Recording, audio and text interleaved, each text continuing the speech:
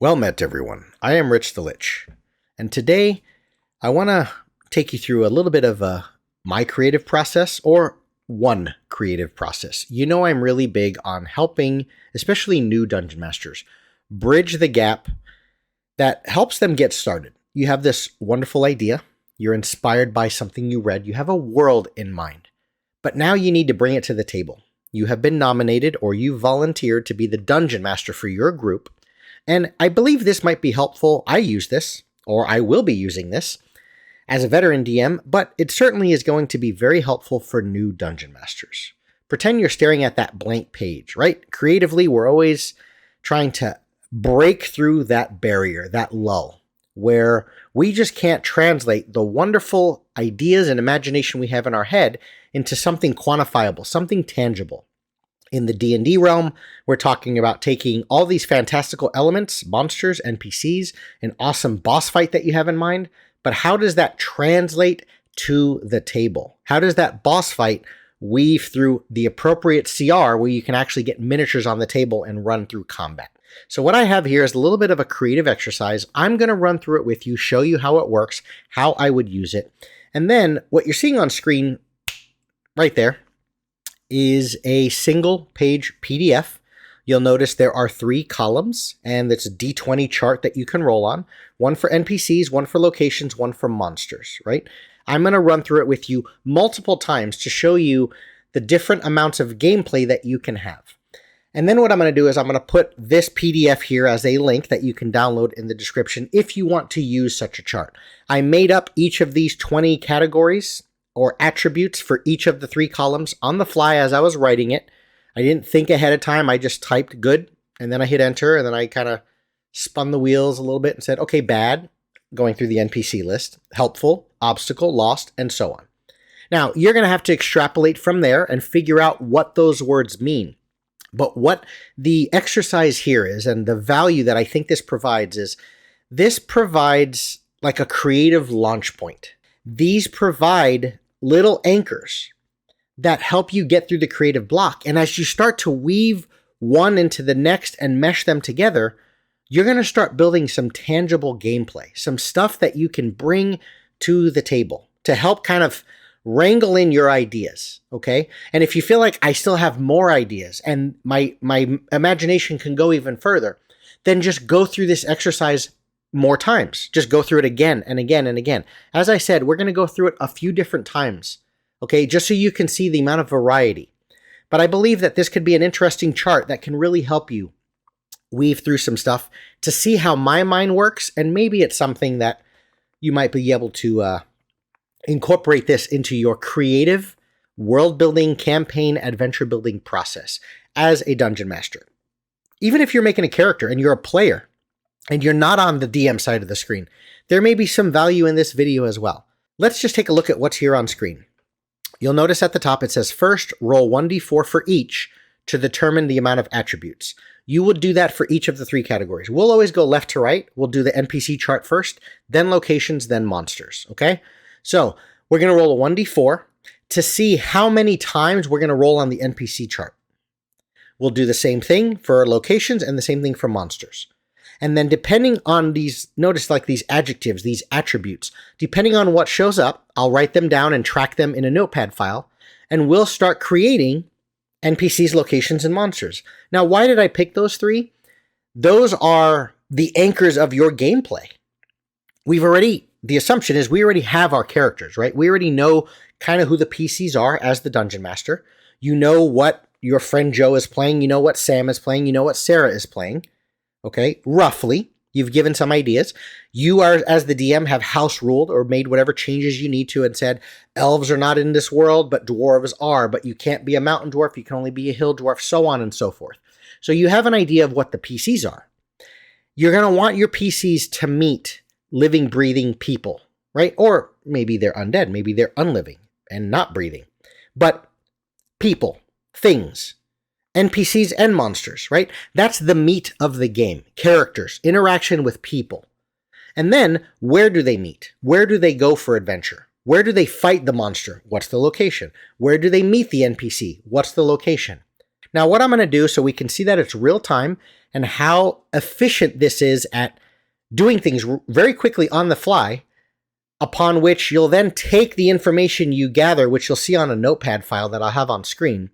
And then from that, you run with it. And that's how you start creating, or at least giving you some barriers that you can stay within when you're actually doing prep and planning, right? This is just going to give you some anchors so that your prep and planning doesn't just run amok and you don't know where to start and you don't know when to end. So what we're going to do to roll sort of real time, I have a random character. You can pause the video if you want to look into this character. This is a character that I've used in an old campaign that we no longer play. But the reason why I have it pulled up is I've got my dice in the corner, okay? So this is how we can roll some digital dice that you can see it on screen. So notice, if we go back to our PDF, first, you want to roll 1d4 for each. So we're going to roll 1d4 for NPCs, okay? Here we go. We'll click on the dice in the lower left. D4, roll. Ooh, a 4. So we are going to roll on the NPC chart 4 times. We're going to come up with 4 attributes for the NPC. We don't know yet who the NPC is. That's the point of rolling on the chart. We're going to start formulating and creating this character, this NPC. So what I'm going to do is I'm going to click, click, click, click. This is not a selling point for D&D Beyond. It's just efficient. I clicked 4 times. So this 4d20 we're going to roll. You should see 4 dice come on screen. Okay. Anytime that we have a double, you always have to have a unique result. Okay. So we'll re-roll that if necessary. Very cool. We have a 1, a 15, a 4, and I think there's a 2 there. Yep. And a 2. 1, 15, 4, 2. 1, 15, 4, 2. All right, let's see. NPC. A 1, good. A 15 is famous. A 4 is an obstacle. Oh boy, that's interesting. And then a 2, bad. What? Okay. We'll figure that one out, okay? That's the beauty of the chart, right? Now, let's do the same for locations. First, we need to roll a d4, right? To determine how many attributes. A single. It's a 1. Okay? 1 attribute. So we know we're going to roll 1d20. A 4. 1, 2, 3. It's a village. Very good. That's all we need to know. Next, monsters. Let's roll 1d4. A 1. Pretty simple. A d20. I'm not rolling very well. A 3. Parlay. All right, here we go. We now have our 3 categories, NPC, locations, monsters. Obviously, the NPC is a lot more complicated because we have 4 attributes, but that's the beauty of it.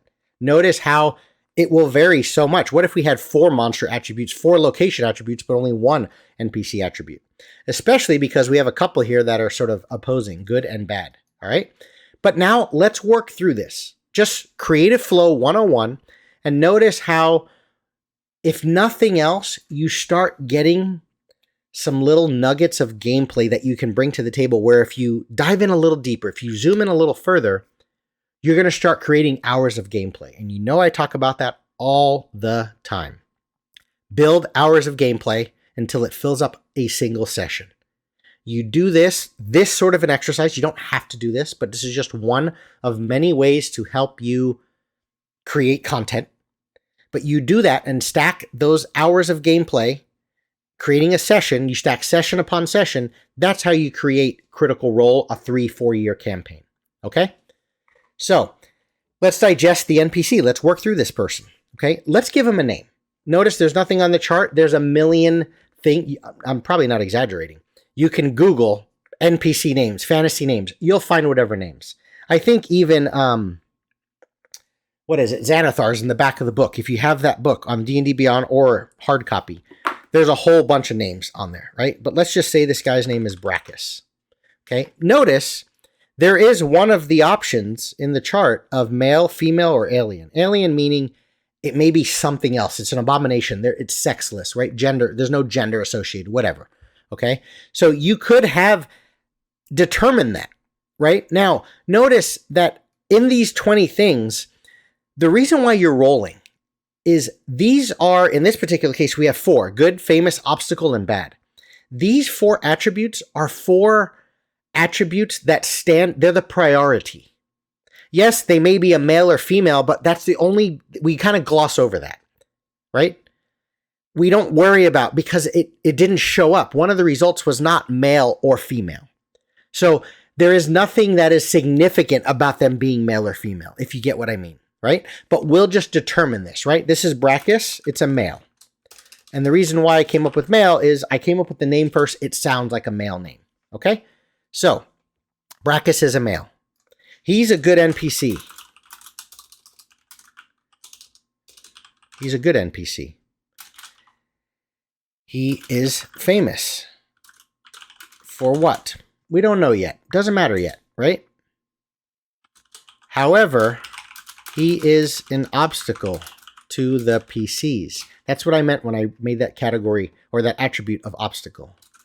Therefore, if the PCs don't work well with him, he will become bad.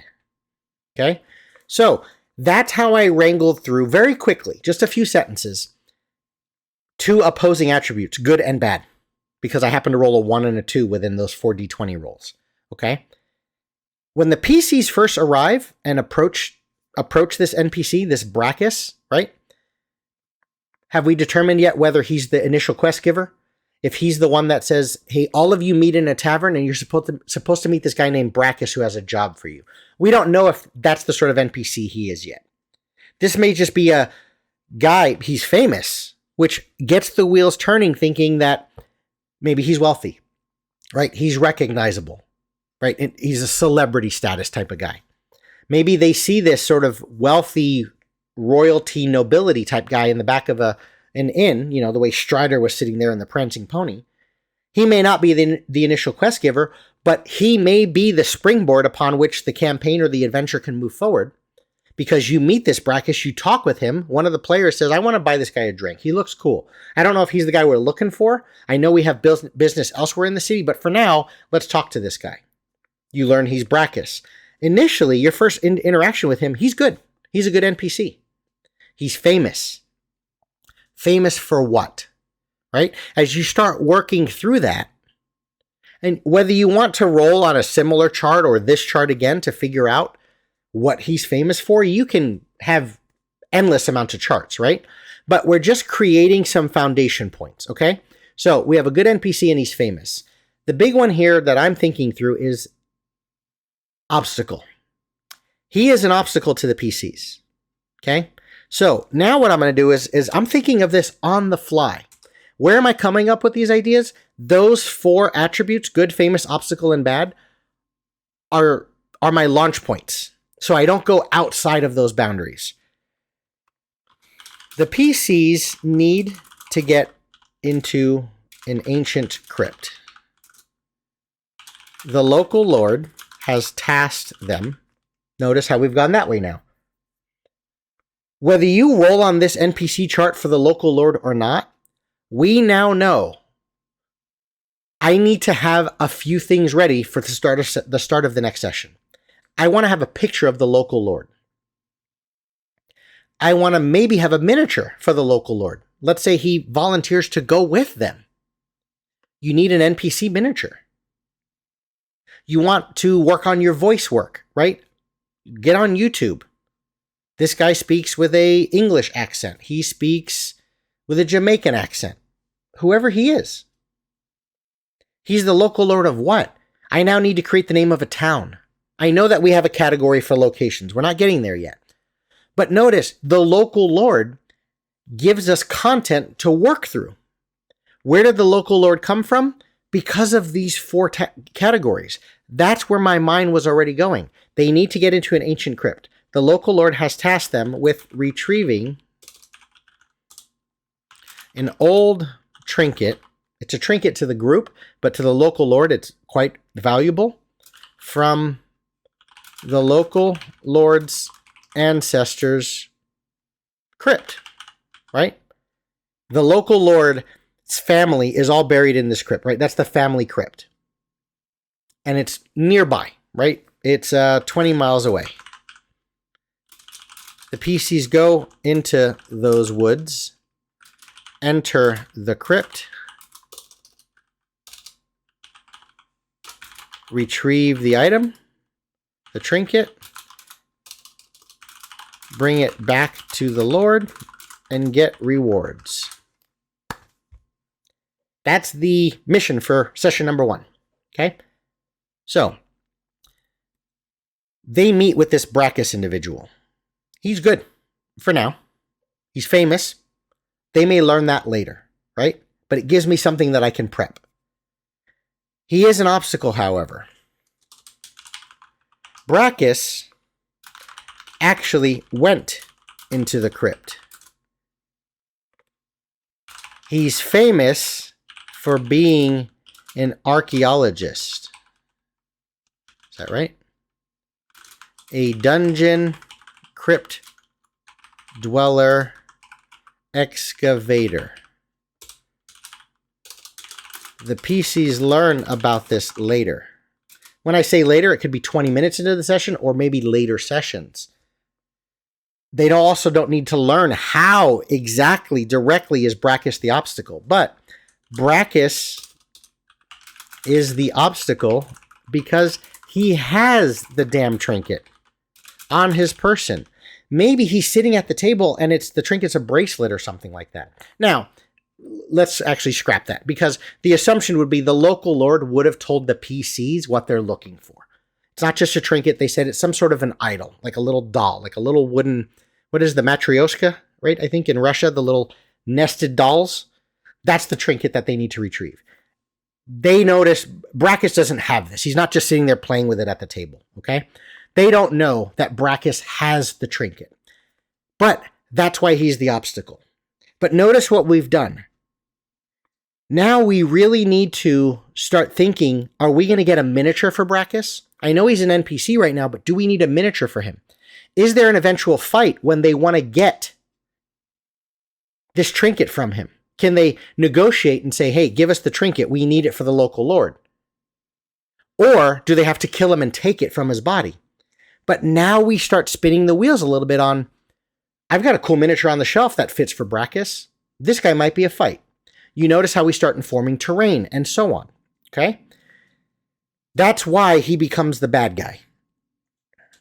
He is good, so he helps them with entering the crypt. He tells them how to bypass the trap at the entrance. He's good. That's our first attribute. They learn later that he's famous as a crypt dweller excavator. He's been known to, plumb the tombs of various places throughout the region. But he is an obstacle because ultimately he has what the PCs are eventually going to get or trying to get. And therefore, he becomes bad because he decides he isn't going to give the PCs the trinket. Therefore, bad. Fight. Kill. Whatever. The PCs need that. However, notice how we're weaving through things now. Maybe they decide to side with Brachus, and then they kind of think Brachus, through deception and whatnot, right? He's just very good with his words, and he's a veteran. He's been around. It's not his first rodeo. Maybe he convinces the PCs, this trinket, if it falls into the Lord's hand, you know that the Lord is going to be using that as a phylactery? You start making the PCs question, should they be working for the Lord or should they be working for Brachus? Notice how much is coming out now, creatively. But gameplay, we now have a local Lord, and now we're asking questions, is the Lord good? Is the Lord bad? Right?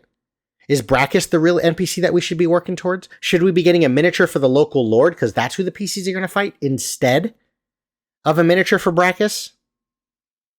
But if we're going to fight the local Lord, Now we're dealing with, well, do I need to acquire 5 or 6 little pawns that represent the local lord's guard?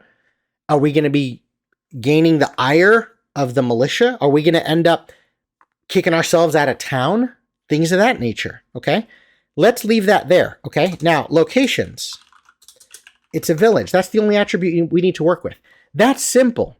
There's a lot going on with this NPC, so let's keep our mind there because the other 2 locations and monsters are very, very simple, all right? Village. That's where we meet Brachus, in a village, right? The village could also be on the outskirts of that village is the family crypt. And there's a few people within the village that give you some information about the family crypt. We've already established that Brachus gave you the first hint, how to get past the trap at the door to the crypt, but maybe the other hazards within the crypt is information you can gather from folk in the village. We need to come up with a village. We'll call it Annandale. It's within 3 miles of the crypt. A few people in the village know secrets about the crypt. How many times when you go into a dangerous place do the PCs say, can we get some information on what sort of threats might be in there, so on and so forth? There's people in the village that might tell you. There's undead. You want to be careful. We heard there's the rumor of some sort of a spirit, a ghost. That's a lot for the PCs to deal with. They need to wrangle through that. There's some sort of wailing, screaming effect that causes psychic damage to you that might stun you for a little bit. The PCs now at least have an idea of what they're up against, what elements, what sort of danger, what sort of damage is coming at them. And then the main fights is there's just skeletons littering the bottom layers of the crypt, probably where they need to go to find the trinket, which they don't know. Like I said, Brachus already has. Okay, and then of course, as we said, there's traps or puzzles or something to be able to, you think you got to go to the left, but there's a tapestry that tells you really go to the right. Because if you go the wrong way, you're going to just get into more of hellish environment with the spirits. You can avoid the ghost if you finish this puzzle.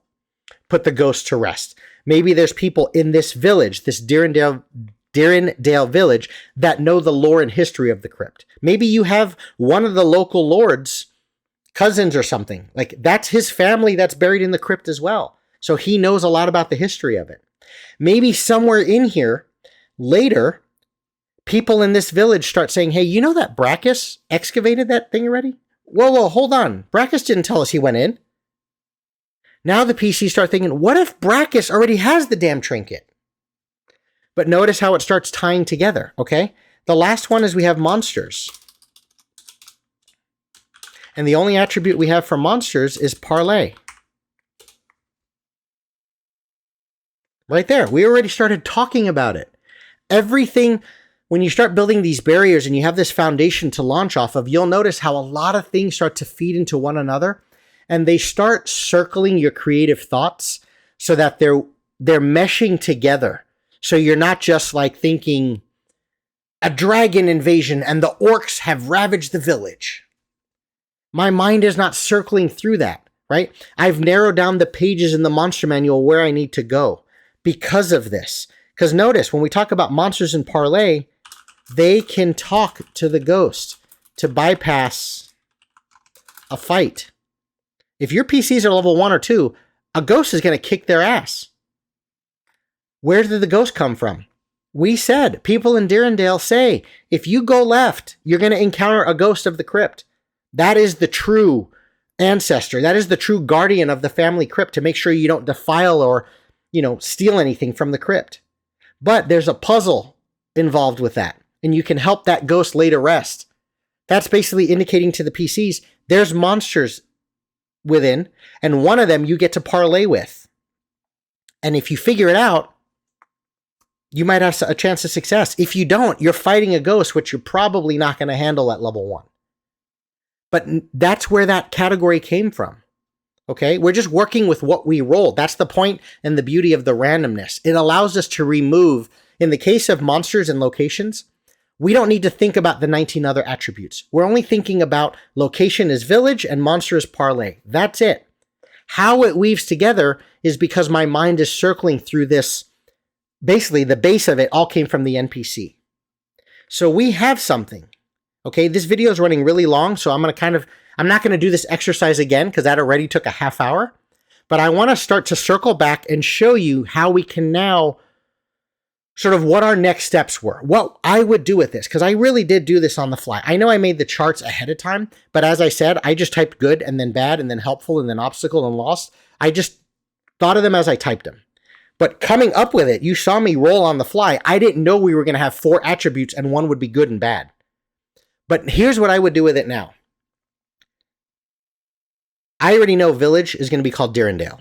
I'm going to get online and I'm going to find a map of a village. I'm going to just download something. I'm going to pull something out of one of my books. I'm going to draw some loose stuff on Sketchpad. I don't need a lot because there weren't a lot of attributes about the village or anything that told me about it. It's just the village. But that is the hub before they go. That's where the PCs can sort of resupply and get information before they go to the crypt. I thought of the crypt and all that ahead of time, right? So I definitely want to have a little dungeon. I want to have a little crypt map. And then I want to draw that with dry erase, and it's hidden, right? I haven't even brought the mat out yet, but I'm ready to go. There's a nice piece of paper I've printed out on 2 8.5 by 11. I've taped them together, and that's the crypt, right? It's just got some grids and some squares. I got little miniatures, or maybe you just have video game or board game pieces or dice to represent your PCs if you're not full Dwarven Forge and going crazy with terrain and minis, right? Pathfinder pawns. And whenever they get into the crypt, I'm going to slap that mat down on the table and I'm going to put their miniatures, show me a marching order, so on and so forth. But I want to make sure I have a crypt ready to go because they're going to get to the crypt during this next session. Now, I don't need to do much more than some loose bits on the Annandale Village. I'm going to look in the player's handbook and I'm going to read through the equipment section and I'm going to figure out maybe there's a little merchant there with a little wagon that's sitting inside the village and he's kind of just passing through. He's only there for a couple of days. But he's going to sell a couple of things. One of the PCs in their backstory said they'd like to upgrade their padded or leather armor to studded leather. Maybe this NPC, this merchant, sells studded leather. So I'm going to make a little list and just write down a few things he might be selling. I'm going to make up something cool about the village, about Annandale, different than the information they're going to give related to the crypt. Maybe there's a baker there that's well known for selling spices and pies to the emperor, right? The king. That might be a tie-in for later. That gives them some leverage if they are able to acquire some of these spices, even if they can't afford it. What sort of quest or task can they complete for the baker that will say, hey, if we do this for you, will you give us a jar of that spice? Someone, learns as a farmer, hey, that spice is highly sought after by the king. But now, whenever the campaign, the adventure takes the PCs to the city and they realize there's a big plot at play here and a villain and, war and all this other stuff. And they want an audience with royalty.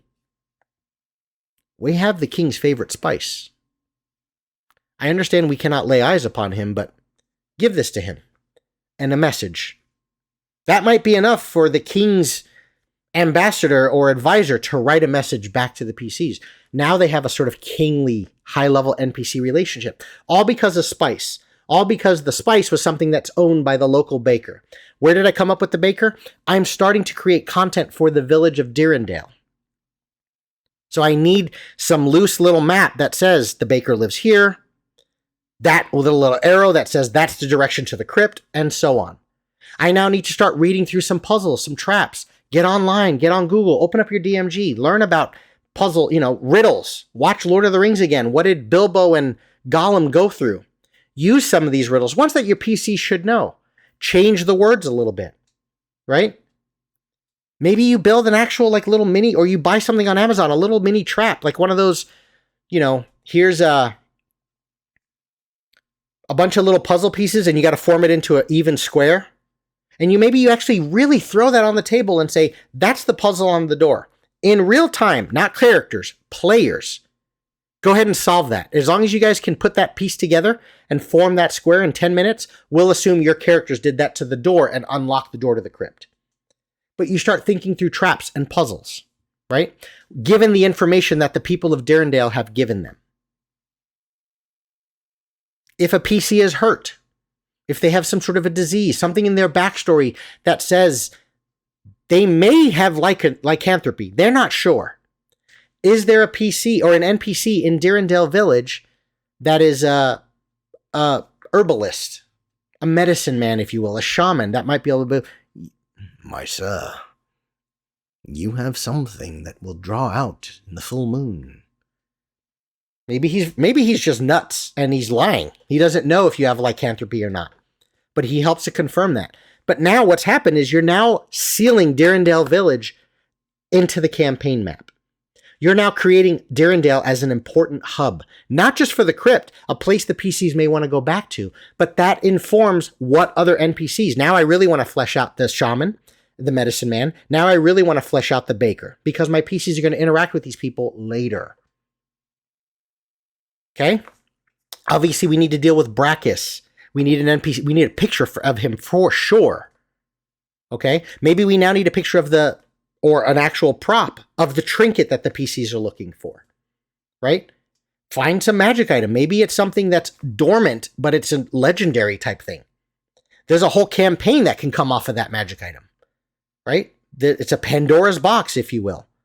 Now we start thinking through, are there other, not even related to the monster or the NPC, are there other villains that are coming for that trinket?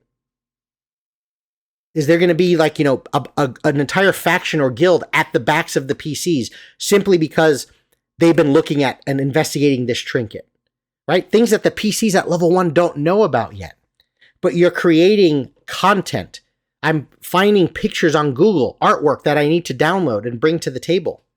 I know what battle mat I have. I have the crypt. That's where the fight's going to take place. I need some skeletons. I need to look up the monster manual, make some little index cards of skeletons, because that's probably one of the main fights. It's simple. It gets your PC's feet wet, so to speak. You get to see how they handle and wrangle through their new players. So skeletons, they should be able to handle, but they get an idea if they like this character or not, so on and so forth. You got one guy that might be able to upgrade his armor by talking to that merchant in Annandale Village. You have the ghost. You're appeasing sort of the cloistered scholar background who was like, I've heard about this lady. She's like the grandmother. She's the matriarch of this family that's buried here. There's a lot of history with her. She was responsible for the spell surge that stopped the invasion of blah, blah, blah across the sea.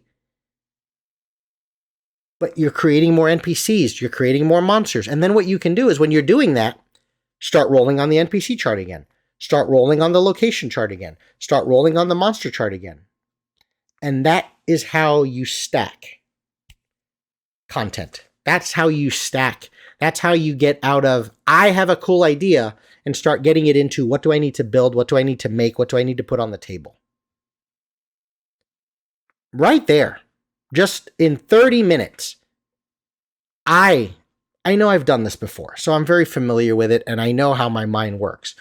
But if you're lost, if you're stuck, if you're not sure where to begin, if you're not sure where to end, something like this might at least help your process and give you some anchors, some launch points, and then let your creativity run wild a little bit, but trust that you've got barriers.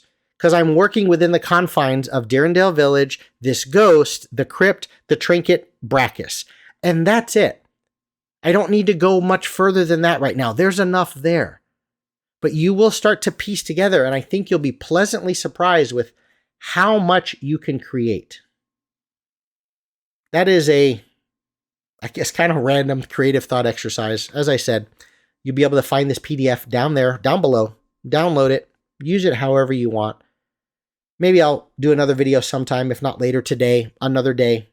Do it all again and see what crazy stories I come up with for these 3 categories, depending on what comes up then. That's all I have for you guys. Thanks, everybody. See you later.